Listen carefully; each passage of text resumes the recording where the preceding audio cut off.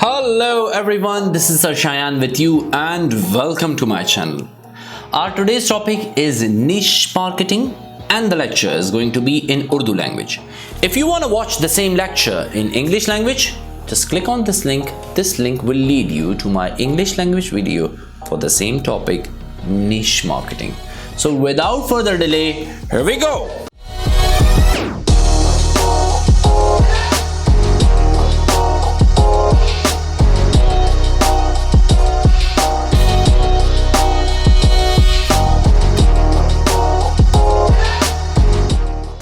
Welcome back और अपने topic की जाने बढ़ते हैं। आज का हमारा टॉपिक है निश मार्केटिंग। ये आप जानते हैं, निश मार्केटिंग को डिफरेंशिएटेड मार्केटिंग भी कहा जाता है। सवाल ये है कि डिफरेंशिएटेड मार्केटिंग क्या होता है। देखिए, डिफरेंशिएटेड का मतलब ये है कि ऐसी मार्केटिंग जो बदल बदल के की जाए। किन के लिए की जाए? डिफरेंट सेगमेंट्स ऑफ मार्केट के लिए की जाए, यानी ऐसी मार्केटिंग जो हर सेगमेंट के लिए अलग अलग हो, इसे कहते हैं निश मार्केटिंग। अभी बात समझ नहीं आएगी, थोड़ा सा आगे बढ़ना पड़ेगा, मेरे साथ रहिए। आइए जी, डेफिनेशंस को पढ़ते हैं। सबसे पहली डेफिनेशन है, निश marketing targets a specific and well defined market segment. बात को समझने की कोशिश करें। इन सारी डेफिनेशंस को आप देख लें, मैं आपको बड़े आसान अल्फाज में समझाता हूँ। देखिए, निश मार्केटिंग का मतलब ये है, पहले तो इस नाम को ज़रा समझिएगा। ये निश है, इसके आखिर में शीन आता है, चे नहीं है, ठीक है।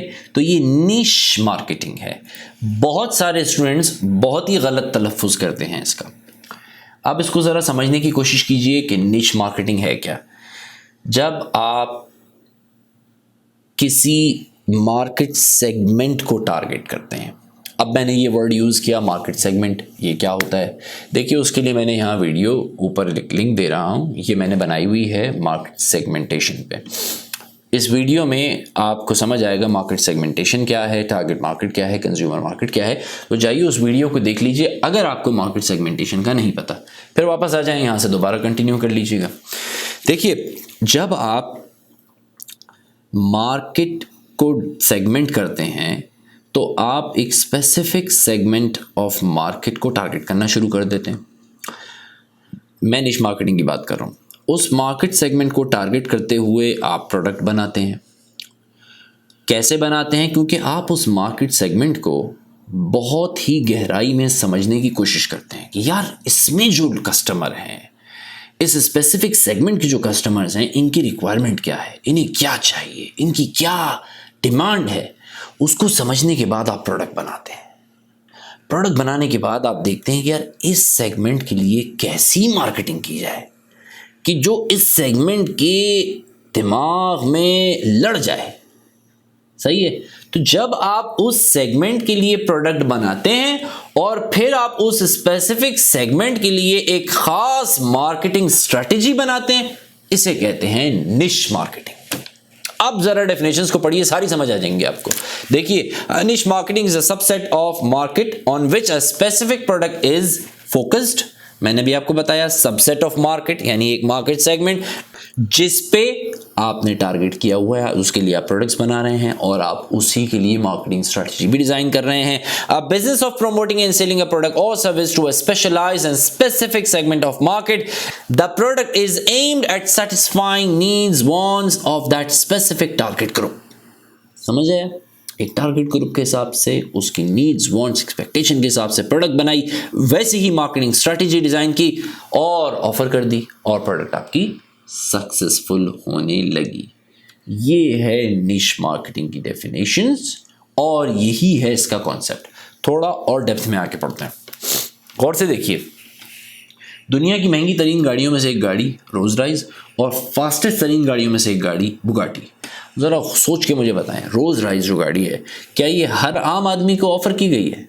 नहीं। क्या ये मास मार्केटिंग की प्रोडक्ट? नो। ये किन के लिए बनाई गई है भाई? उनके लिए बनाई गई है जो बड़े अमीर हैं, जिनकी बड़ी रॉयल सोच है, जो बड़े वीवीआईपी लोग हैं, जिनको ऐसी गाड़ी चाहिए जिसमें बड़ी स्पेसिफिक रिक्वायरमेंट्स हैं उनकी। तो ये उन्हें टारगेट करके बनाई गई है, तो मार्केटिंग भी उन्हीं के हिसाब से की जाएगी। रोल्स रॉयस का ऐड आएगा तो दिखाया जाएगा कि बंदा बड़ा अमीर है जी, बड़ा रिच है, बड़े स्टाइल के अंदर आके बैठा है। उसी के हिसाब से मार्केटिंग स्ट्रैटेजी भी डिज़ाइन की जाएगी। नीचे वाली देख लें, बुगाटी जी, फास्टेस्ट गाड़ी दुनिया की, क्या दिखाया जाएगा इसमें? क्या दिखाया जाएगा? कोई आम गाड़ी नहीं, कोई आम मार्केटिंग स्ट्रैटेजी होगी नहीं, ये दिखाया जाएगा। दिखाया जाएगा कि जी फास्टेस्ट गाड़ी, महंगी गाड़ी ऐसे लोगों के लिए बनाई गई है जिनको ऐसी गाड़ियां चाहिए, जिनकी ऐसी एक्सपेक्टेशन है, ये उन्हें टारगेट की गई है। तो पहली वाली अमीर लोगों के इनकम के हिसाब से और दूसरी वाली स्टाइल के हिसाब से, तो बेसिकली दोनों अलग अलग निशेस में ऑपरेट हो रही हैं। निशेस चले गए आप, अब बात समझ आ रही है आपको? निश मार्केट क्या होता है? आगे बढ़ते हैं। 3 टूथपेस्ट हैं यहाँ पे। सबसे पहले वो कोने वाला कोलगेट उठा लीजिए और मुझे बताइए कि जो कोलगेट का टूथपेस्ट है, क्या वो किसी स्पेसिफिक मार्केट सेगमेंट के लिए बनाया गया है? नहीं, वो तो एक ऐसा टूथपेस्ट है भाई जिसको सब इस्तेमाल कर सकते हैं। उसको बड़ा बूढ़ा, बच्चा, खातून, मर्द, लड़का, लड़की सब यूज़ करें। किसी के दांत में तकलीफ है भाई, यूज़ कर लें आप। तो बेसिकली वो प्रोडक्ट जो है टूथपेस्ट की, कोलगेट की, वो सबको ऑफर की गई है। तो वो किसी स्पेसिफिक मार्केट सेगमेंट के लिए नहीं बनाई गई। लेकिन ये जो 2 प्रोडक्ट्स हैं, एक बच्चों का टूथपेस्ट और एक सेंसोडाइन, गौर से पढ़ें। बच्चों का टूथपेस्ट किन के लिए बनाया गया है? बच्चों का टूथपेस्ट बनाया गया है 2 से 6 साल के बच्चों के लिए। तो एक डेमोग्राफिक में चले गए आप, एज डेमोग्राफिक्स के अंदर चले गए, एक स्पेसिफिक सेगमेंट ऑफ मार्केट को टारगेट किया गया, उसके हिसाब से प्रोडक्ट बनाई गई, उसी की मार्केटिंग स्ट्रेटेजी है। टूथपेस्ट उठाने बच्चा बना हुआ होगा, अमिताभ बच्चन नहीं बने हुए होंगे उस पर, एक छोटा सा बच्चा बना हुआ मुस्कुराता हुआ, कोई खिलौना बना हुआ होगा, उसके ऊपर कोई कार्टून बना हुआ होगा, मगर उस पर कोई बॉलीवुड के एक्टर की तस्वीर नहीं होगी, लड़के की तस्वीर नहीं होगी, लड़की की नहीं होगी भाई। वैसी ही पैकेजिंग भी की जाएगी, तमाम 4 पीस ऑफ मार्केट वैसे ही मैच किए जाएंगे बच्चों के हिसाब से। दूसरा उठा लें आप, सेंसोडाइन, बीच वाला। ये किसके लिए? सेंसोडाइन किन के लिए? उनके लिए जिनकी दांतों में तकलीफ है, मसूड़ों से खून आ जाता है या दांतों की प्रॉब्लम्स हैं।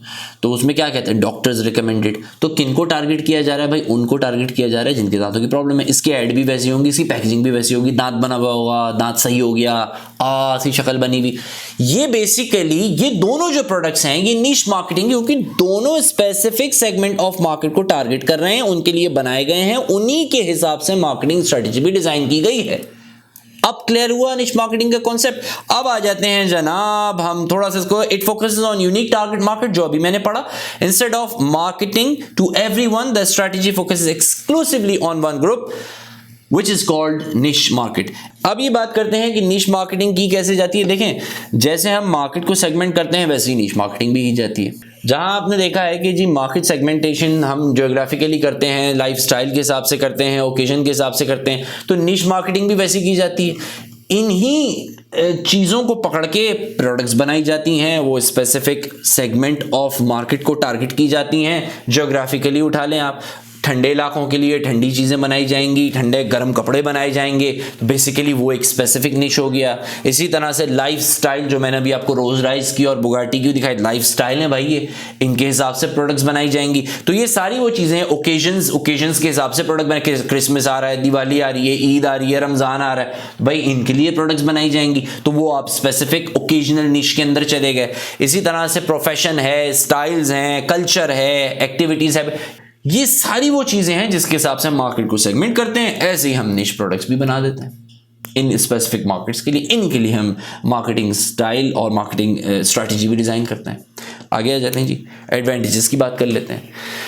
एडवांटेजेस क्या हैं? देखिए, सबसे बड़ा एडवांटेज जो है वो ये है कि बेटर फोकस। बेटर फोकस क्या होता है कि आप एक स्पेसिफिक मार्केट सेगमेंट को क्योंकि समझ रहे हैं बहुत डिटेल्स में, तो आप उसी के हिसाब से अपनी प्रोडक्ट भी बनाते हैं।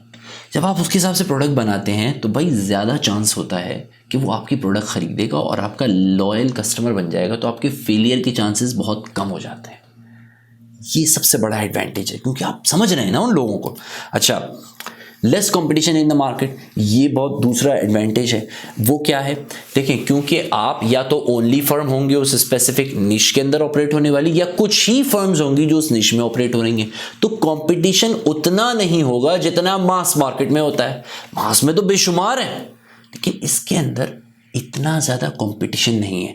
और इससे बड़ा फ़ायदा ये होता है कि अगर इलास्टिक डिमांड नहीं है, यानी इनइलास्टिक प्रोडक्ट है और आपकी प्रोडक्ट की ज़्यादा डिमांड है मगर कंपटीशन ज़्यादा नहीं है, तो आप प्राइसेस जो हैं वो ज़्यादा चार्ज कर सकते हैं।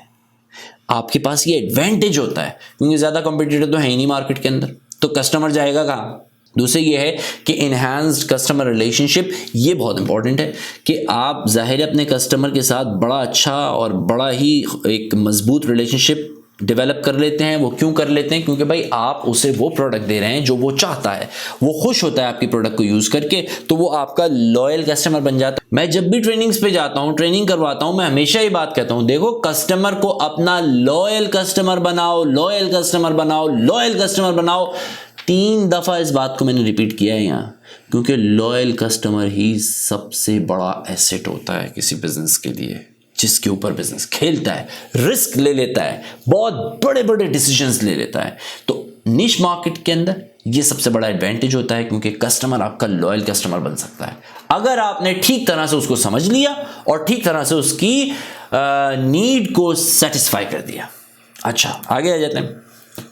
और ये भी बात ये मेरी मार्केटिंग की मैंने एक वीडियो का आपको लिंक दिया है, इसको ज़रूर देखिएगा। क्या है उसमें मैंने बताया है कि कोई बिजनेस कामयाब उस वक्त तक नहीं है जब तक कि वो कस्टमर को ये एहसास ना दिला दे कि उसकी वांट उसकी नीड है। खैर, डिसएडवांटेजेस की तरफ आते हैं। डिसएडवांटेज को देखते हैं। देखिए, सबसे बड़ा डिसएडवांटेज निश मार्केट का ये, क्योंकि मार्केट इतनी बड़ी नहीं होती, तो पोटेंशियल कस्टमर बहुत ज़्यादा नहीं होते। जब पोटेंशियल कस्टमर्स बहुत ज़्यादा नहीं होते तो आपके पास बहुत थोड़ी अपॉर्चुनिटी होती है इस चीज़ की कि आप इकोनॉमीज ऑफ स्केल को एक्सप्लोर कर सकेंगे। इकोनॉमीज ऑफ स्केल का जो बेनिफिट जो मैस मार्केटिंग के अंदर इंजॉय किया जाता है वो निश के अंदर नहीं इंजॉय हो पाएगा, इसलिए क्योंकि इतनी बड़ी मार्केट नहीं है, इतने ज़्यादा कस्टमर नहीं है, तो इतने ह्यूज स्केल के ऊपर प्रोडक्शन मोस्टली नहीं होती। ठीक है। अच्छा, ये सबसे खतरनाक है, जो तीसरा पॉइंट है, नहीं सबसे खतरनाक है। अक्सर ये होता है कि जब निश मार्केट के अंदर ऑपरेट होने वाले बिजनेसेस सक्सेसफुल हो जाते हैं, सक्सेसफुल होने लगते हैं और वो बड़ा ज़बरदस्त मार्केट शेयर गेन करने लगते हैं, ये चीज़ इनवाइट करती है उन जाइंट बिजनेसेस को जो मास मार्केट के अंदर बैठे हुए हैं। वो ऑब्जर्व करते हैं कि यार इस निश के अंदर ये बिजनेस चल पड़ा, अगर उनका इंटरेस्ट डेवलप हो गया तो समझ लीजिए जनाब कि एक छोटे से पॉन्ड के अंदर एक मगरमच्छ उतर गया। अगर वो एंटर हो गए आपकी मार्केट में तो वो इतनी बड़े लेवल के ऊपर, क्योंकि उनकी मास में तो वो ऑलरेडी ऑपरेट कर रहे हैं मास मार्केट के अंदर, उनकी इकोनॉमी ऑफ स्केल का बेनिफिट वो वैसे ही एंजॉय कर रहे हैं, उनकी पर यूनिट कॉस्ट वैसे ही बहुत लो है। आपके लिए उस आने वाली फर्म के साथ कॉम्पीट करना बहुत मुश्किल हो जाता है, क्योंकि वो इतने कम लेवल के ऊपर अक्सर आके अपनी प्रोडक्ट को इंट्रोड्यूस कर देते हैं निश के अंदर। अगर वो एंटर होते हैं तो कि आप ऑलरेडी जो वहां बैठे में बाहर हो जाते हैं। तो ये बहुत बड़ी प्रॉब्लम है निश मार्केट के अंदर। और लास्ट 2 चीजें ये हैं कि risk of over dependence and risk all eggs in one basket. देखें, निश मार्केट में एक सबसे बड़ा डिसएडवांटेज ये होता है कि ओवर डिपेंडेंस हो जाती है। अगर आप एक ही प्रोडक्ट ऑफर कर रहे हैं, एक ही मार्केट में ऑपरेट हो रहे हैं, एक ही सेगमेंट के लिए आप अपनी प्रोडक्ट बना रहे हैं, तो आप उस पर सब बहुत ज़्यादा डिपेंडेंट हो जाते हैं, जिसकी वजह से रिस्क बढ़ जाता है। अगर वो प्रोडक्ट गिरी तो आप भी गिरे, और उसमें सारे अवेलेबल रिसोर्सेज आप उसी प्रोडक्ट पे लगाते हैं। इसे कहते हैं all eggs in one basket. तो अगर वो प्रोडक्ट फेल हुई तो आपके सारे अंडे टूट जाएंगे और आप जो हैं वो बड़ी मुश्किल में आ जाएंगे। ठीक है ना जी। तो ये था हमारा निश मार्केट का आज का टॉपिक। उम्मीद करता हूं आपको आज का मेरा निश मार्केट का ये लेक्चर समझ आया होगा। अगर आपने मेरे चैनल को अब तक सब्सक्राइब नहीं किया है तो कर लीजिए, और अगर आप ऑलरेडी सब्सक्राइब कर चुके हैं तो बराए मेहरबानी दूसरों तक इस चैनल को पहुंचा दीजिए, ताकि दूसरे लोग भी मेरे इन लेक्चर्स से इस्तेफादा हासिल कर सकें। वीडियो देखने के लिए बहुत बहुत शुक्रिया।